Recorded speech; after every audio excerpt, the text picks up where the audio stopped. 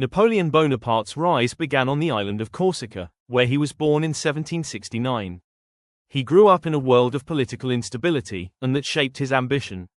As a young boy, he was quiet, serious, and deeply focused on his studies, especially mathematics and military strategy. When he joined the French army, he quickly stood out because of his sharp mind and confidence.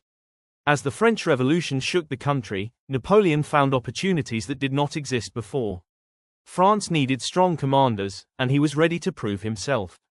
His early victories in Italy made him famous. He led his army with speed and boldness, surprising enemies who were used to slower traditional warfare.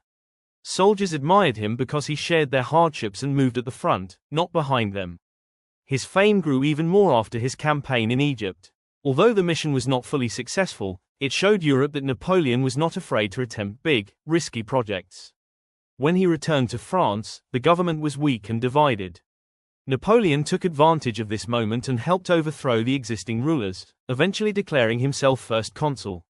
This marked the true beginning of his rule. Over the next few years, he changed France dramatically. He created a new legal system called the Napoleonic Code, which influenced many countries in the world.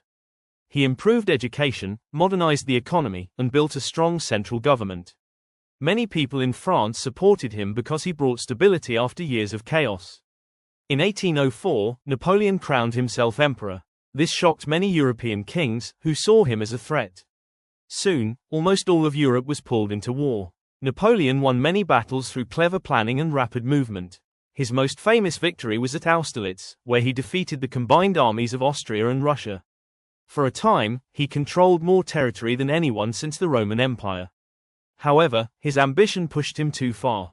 His invasion of Russia in 1812 became a disaster. The harsh winter, long supply lines, and Russian tactics weakened his army.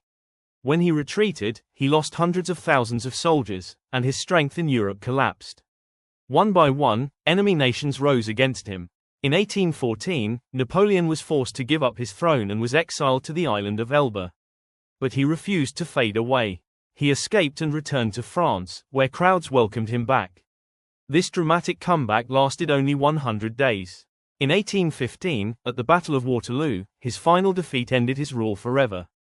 After Waterloo, he was sent to the remote island of St. Helena. There, far from the world he once dominated, he spent his final years writing about his life, his victories, and his dreams. Even in isolation, he believed history would remember him as a great leader. Today, Napoleon remains one of the most studied figures in history.